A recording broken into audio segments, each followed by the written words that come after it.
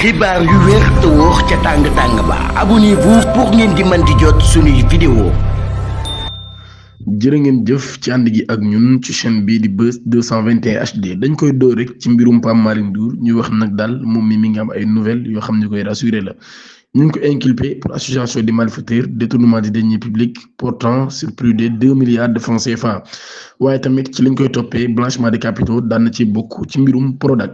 moom coordonnateur bu convergence des cadres de l'APR bii di Pape Malick Ndour nag ñu war koy placé sous contrôle judiciaire ak port de bracelet électronique ci édition bi nga xam ni mercredi 4 février Les Échos daan na koy génne mi nga xam ne nag daal malgré éloignement force bi nga xam ni def nañ ko Pape Malick Ndour ci arène politique bi moom protégé bu Macky Sall bii nag daal mi ngi conservé ab attitude sereine ca këram nag daal daan na nekk kon point de raillement bu soutien yu bëree bëri ñu bëri nag daal kon ñu ngi jéem a rompre boobu lépp isolement loin d'être seul Pape Malick Ndour mi ngi recevoir kon bu baax a baax ay visite moo xam ay xarit lay doon ay sympathisants bu ñu sukkandikoo ci journal bi sax délégation militant bi nga xam ne ñoo nekk ca Parcelles Assainies daan nañ fay demoon seeti ki nga xam ni moo di Alaaji Pape Malick Ndour Mame Mbaye Niang contre Ousmane Sonko DL bi nag daan nay déplacé wu dem ci lu ñuy wax wàllum terrain immobilier mbir mi nga xam ne moo dox ci diggante Ousmane Sonko ak le premier ministre Ousmane Sonko ak Mame Mbaye Niang loolu yi nag daal moom Mame Mbaye Niang mi mbir mi nag daan nay am ab rebondissement judiciaire bu bees boo xam ne nag daal daan nañ ci sax war a tëjji audience lundi wala war nañ ci tëjji audience kon lundi 2 février ci tribunal de grande instance hors classe de Dakar waaye dossier bi nag daan nañ koy renvoyer ba le 11 février prochain ci kanam 3e chambre civile boole l'observateur daal di xamle ab accusation de dissimulation frauduleuse de biens immobilier maanaam kon daal accusation ci nëbb goo xam ni dañ ko nëbb benn bien immobilier loolu yi moo ci feeñ même source bi nag daal di expliqué ni su procédure boobee daan nay décoller ginnaaw bi nga xam ne nag daal ab condamnation définitive daan nay am ci leader passé bi Ousmane Sonko ngir diffamation en 2023 waaye baneen ab peine bu 2 mois de prison avec sursis waaye nag daal ñu daal koy condamné woon ngir mu verser 200 millions de francs CFA de dommages et intérêts ci ki nga xam ni moo nekkoon ancien ministre bu Macky Sall bi di Mame Mbaye Niang bu ñu sukkandikoo le quotidien groupe Futurs Médias ba tey nag daal mi ngi xam ne ni avocat yooyu nag daal ñi ngi accusé premier ministre Ousmane Sonko bu ñu sukkandikoo ci quotidien kon bu groupe Futurs Médias ñi nga xam ne nag daal avocat yu Mame Mbaye Niang yi ñi ngi accusé premier ministre Ousmane Sonko ni nag daal dafa organiser li nga xam ne moo di insolvabilité am ngir daal di échapper au paiement de cette créance daal nay contesté nag daal notamment la mutation du droit au bail d'un terrain de 264 mètres de carré loo R sur 17 daal di nekk nag ci cité Kër Góor gi bu ñu sukkandikoo ci parti bi Ousmane Sonko moom mii nag daal dafa appauvri en transférant ses biens en violation de l'article 200 du code des obligations civiles et commerciales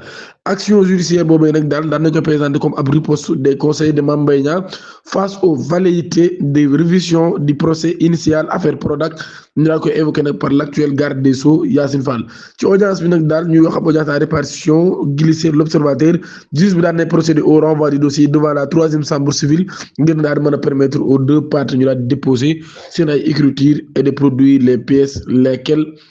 elles fondent leur prestation malgré décision boobee nag daal la cour suprême moom mi daan nay clos contentieux pénal bi nga xam ne nag daal balaa d'affaires judiciaire la bu am entre hommes yooyu ñaari nit yooyu ngir nag daal kon di leen topp désormais ci li nga xam ni moo di mbirum terrain civil boobee complet le titre de GFM. L'Assemblée nationale du Sénégal dinañ installer lundi 9 février les membres de la commission ad hoc chargée de statuer sur un 2e levée immunité parlementaire des députés maire des Agnam Farba Ngom ci li nga xam ne nag daal moo di le 16 février les membres de l'institution dinañ daje en séance plénière pour nag daal di xool demande introduite par les autorités judiciaires jaarale ko ci ministre de la justice nag daal bu ñu sukkandikoo ci quotidien bii di Les Échos daan nay xam ne daal mbir mi ngi xew ginnaaw ba nga xam ne ni daan nañuy gis ay téléphone ci cellule député bi nga xam ni moo di Farba Ngom ci loolu kon ci lañ ko tijjilee ab dossier bu yees tàq ngir Farba Ngom mii nag daal daal di yëkkatiwaat mbaraanu kiiraayam maanaam armure bi nga xam ni moom moo koy protéger ba mën a kenn du mën a àgg ci kaw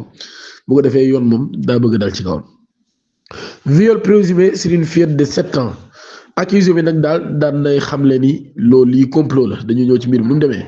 ki nga xam ni daal dañ koy accuser lu ñuy wax pédophilie et détournement de mineur ci ab xale boo xam ni NI Seck lay wuyoo ay atam toll ci juróom-ñaari at moom mii day Ombay lay wuyoo moom bi ñu giñ mbir mi moom ab marchand la maanaam kuy jaay la ay atam toll ci 41 ans moom nag ñi ngi ko tëj depuis mars 2020 maanaam juróomi at def na ko ci kaso bi moom mii bi nga xam ne nag daal daan nay taxaw ci kanamu chambre criminelle bi day ci baar bi moom accusé bi nag daan nay weddi lépp daal di yuuxu ni complot la pour disculper li nga xam ne mu leen ko jiiñ sax daan na jéem a salir réputation wu yaayu xale bi nee na nag daal moom mii yaayu xale bi maîtresse am la maanaam da ko doon suukar nee na nag da doon ñëw ci néegam di tux ak yooyu yëpp waaye nag daal xam le ni xale bi moom mu sa dugg ci li nga xam ni moo di néeg bi wala néegam mu xam leen nag daal bi nga xamee ni dafa doon topp yaayam nee na il restait sagement sur le perron insiste-t-il, reprit l'observateur maanaam kon mi ngi noonu le ministre public daal di cité ko par le journal daan nay blayé thèse boobee nag daal maanaam thèse ba kon d'accord ci daan nay xam ne nag daal l'état de l'enfant qui le jour du drame est rentré chez elle en boitillant, se plaignant de douleurs atroces en urinant. Le procureur nag daal di appuyer sur ab certificat médical bi wax nag daal ab état de traumatisme vulvaire récent pour lui le doute n'est pas permis même s'il n'a pas de défloration imminente l'agression sexuelle et matérielle d'un enfant de 7 ans ne peut inventer de tels détails kon daal procureur jàpp na ni moom xale bi mënut a créer loolu mënut a créer détails yu ni mel waa ji moo àgg ci kawam ab témoignage boo xam ne nag daal moom moo semé li nga xam ne moo di la dut muy ab coiffeuse bu dëkk ci quartier waxi naan de Pikine c'est qui la fête aurait passé 5 heures de 15 heures à 20 heures muy bis bi nga xam ne moo la mbiri xew pour se faire tresser buñ sukkandikoo ci kookee nag daal xale bi moom manifesté wul woon benn signe de douleur ni de gêne physique loolu nag daal la témoin daal di xamle celui de la tante et l'accusé qui jure que la fillette n'est jamais entrée dans la chambre la défense a plaidé l'acquittement la délibéré est fixé au 3 mars prochain loolu yi kon nag daal lañ daal di xamle Parcelles Assainies ab laveur de voiture moom bii day moo doon jéem a rendi belle-sœuram maanaam belle-sœuram da doon jéem a rendi mu nekk nag mbir mu doy waar lool buñ sukkandikoo ci projet bi nga xam ni mooy projet M Camara di am raxaskatu oto ay atam toll ci 44 ans ñu tijji woon projet bi mardi ñetti fan ci weeru février moom mii de ci kanamu chambre criminelle l'homme au lourd passé judiciaire marqué par des condamnations pour violence en 2005 tëj nañ ko 2007 ñu tëj ko 2008 ñu tëj ko ñu yaakaar ni fa lay yem 2016 ba tey ñu tëj ko moom mii nag daal moo doon répondre ci tentative d'assassinat de sa belle-sœur Atal bu ko doon amal ca avril 2021 ca Parcelles Assainies ab agression boo xam ni nag ab violence bu doy waar loolu la am bu ñu sukkandikoo ci l'observateur mi nga xam ni moom moo assisté woon ci audience bi mi nga xam leen nag daal accusé bi daan nay wax ni nangu ni moom moo def lu nu mel moom moo jël ay paaka yu bari daal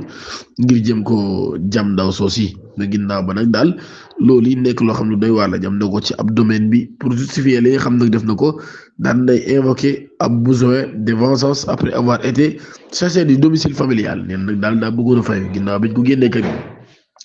victime bi daan nay livrer ab témoignage poignant daan expliquer kan nag daal accusé bi ci boppam daan na koy bettoon ci li nga xam ni moo di yoonu hôpital jamono bi nga xamee ne da doon dem ngir faju wala sax faj ki nga xam ni moo di doomam ginnaaw ba ñu daan koy agressé moom mii kon nekk nag mbir moo xam ni mbir la mu doy waar lool délibéré bi dinañ ko joxe le 3 mars waaye daal waaju ci boppam def katum ñaawteef la bu mag a mag moom mi nga xam ne dafa disparaître woon depuis décembre bi ñu weesu Cheikh Ndiaye moom mii day ay xaritam ci boppam wala ñu ko jege ñoo ko attiré ba pare daal koy rey ca Guinguinéo la xewee émotion bu fort moo fa am ginnaaw découverte du corps de Cheikh Ndiaye conducteur de moto taxi ñu ni woon moom mii nag daal dafa disparaître depuis fin décembre enquête bi gendarmerie daal révélé nag daal daan nay xam ne ab crime boo xam ne dañ ko prémédité ñett ci ay prosam ñoom ñoo ko daal di def ñoo ko attiré ci ab pièce agressé ko daal di koy dépouillé ci moto bi nga xam ne yoroon na ko ak téléphone am ginnaaw ba nag daal di koy suul clandestinement ndéewam nag daan nañ koy gis kon ca cimetière yu Paline grâce aux aveux des suspects le corps a été exhumé et formellement identifié les 3 mises en cause ont été placées en détention provisoire ma nga noonu kon ñoom ñetti mise en cause yi daan nañ leen di placer en détention provisoire di nekk nag mbir moo xam ni mbir la mu doy waar sujet d'actualité varié le lundi 2026 au CEM de Bogote Ziguinchor mbir mu doy waar fa xew ab enseignant la fa ab élève dóor birig ci bopp ginnaaw bi nga xamee ni moom mii ma ngay xeex moom élève bi ak moroom élève am ci la enseignant bi ñëwee di ko atte mu jël birig dóor ko ci bopp mu nekk mbir moo xam ne mbir la mu doy waar lool moom mii nag daan na ci jëlee ab gaañu ba am incapacité temporaire travail de 2 jours mi ngi noonu di ñaan ngi daabale suñu chaîne activé cloche notification bi ngeen dara bañ a traîner raw jërë ngeen